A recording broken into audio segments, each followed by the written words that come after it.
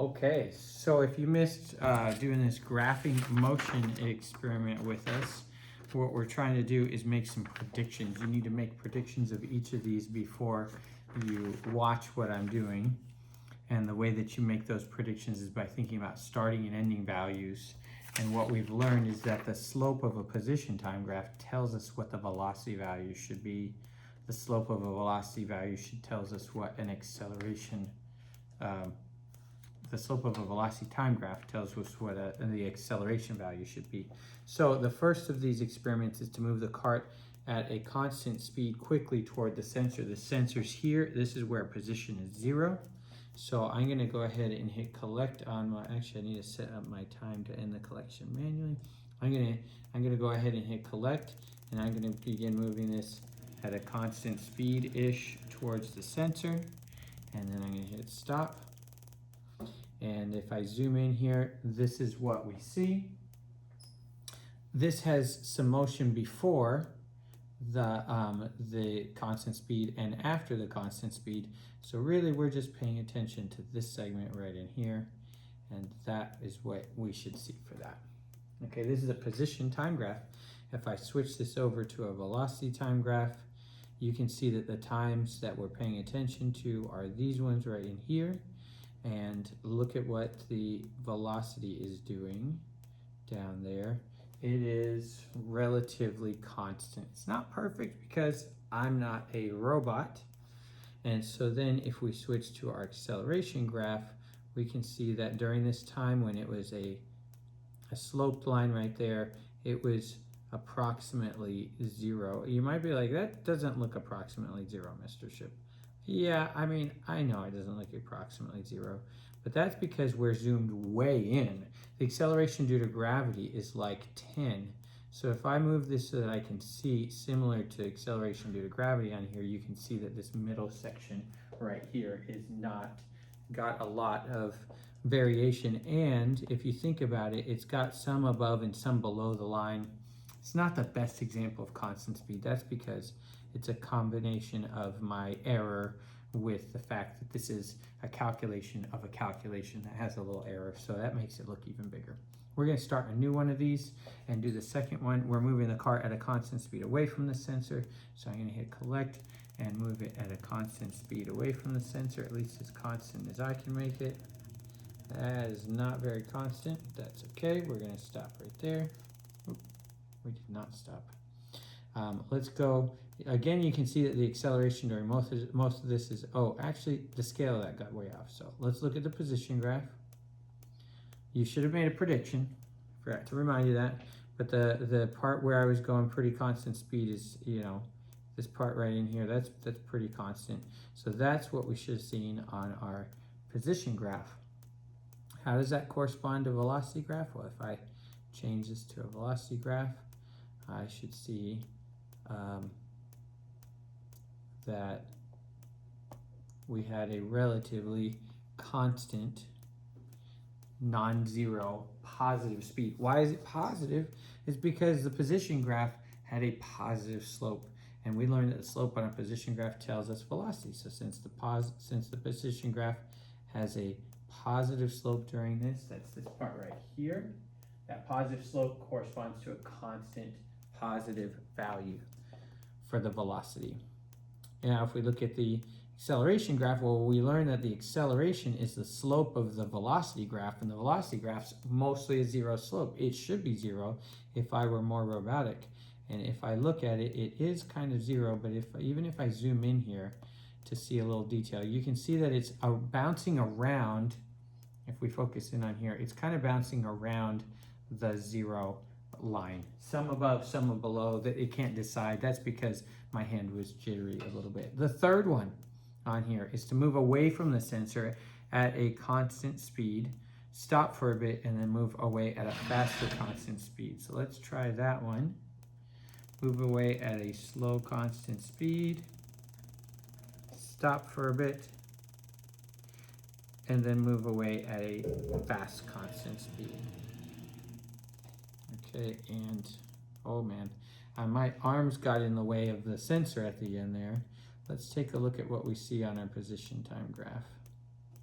Oops, I got too much on there. Okay, so cool. If we ignore what happened at the very end, then this is what we should be seeing here.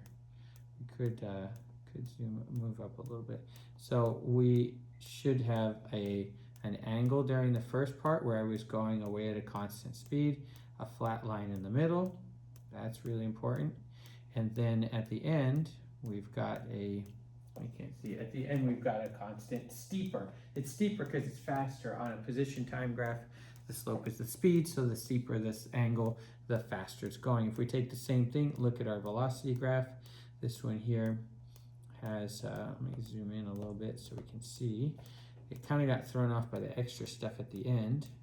But what you can see here is a section where it's kind of constant flat. That made sense. The goal is to have constant velocity. It angles down to be 0 during the middle, and then it angles up to be about constant flat at the end.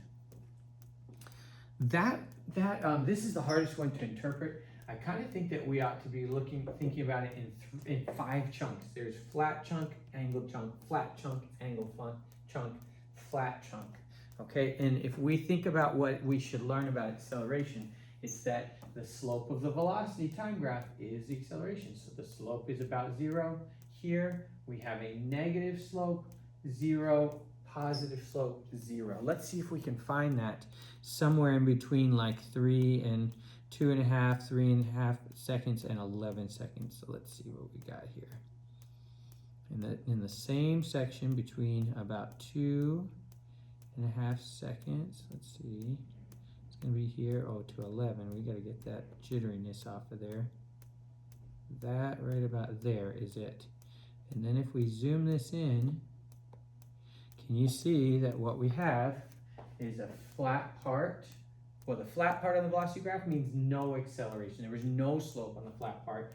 There was a negative slope.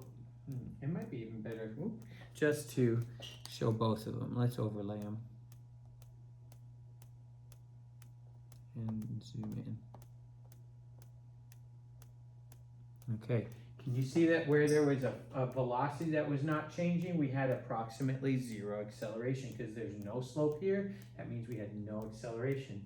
Then we had a negative slope, corresponds to a negative jump. There was a big dip right there, but it was very short because it's only the time when we were changing speed, and then we were flatlined for both because we were no speed means velocity 0, and there was no change in speed, acceleration 0. Then when the velocity increased, the dark line increased to approximately be flat, we had a big giant positive spike, and then it kind of hung around 0. The bad part is we really don't want to see that end. See this section right in here, we should have seen our big spike. This is our acceleration spike. It should have flatlined here at 0 because we flatlined our velocity, but I wasn't very good at keeping the speed constant, so that's why we have some randomness. This should be written as a flat line right there. And then if we look at the next one, let's do one more. This will be our last one we do today.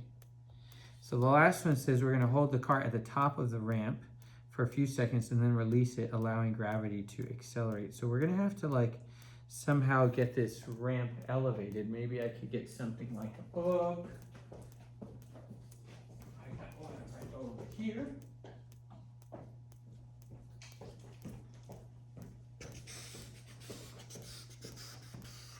Hold the cart at the top of the ramp. Oh, that's funny. It didn't say to make a ramp elevated, but I'm going to hold the cart at the top of the ramp, sensors at the bottom for a few seconds, then release it and allow gravity to accelerate it. So we're going to hold it at the top for a few seconds, then release it and allow gravity to accelerate it. Cool. Okay, it kind of took it out right there. So if I put this, put on my position graph, what we should see is that it stayed at the same position. It was at rest for a while, and then when I released it, it began to speed up in a negative direction because it was going towards the center.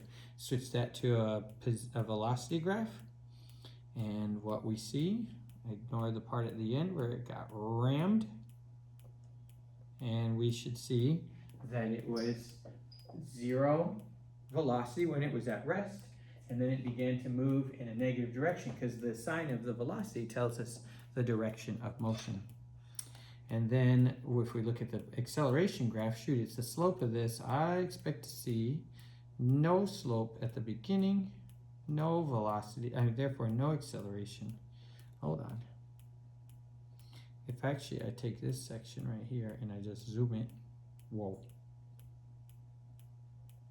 That overemphasized some things, but there we go. That's what we're looking for. So we see that we've got about zero acceleration here. This is all about zero.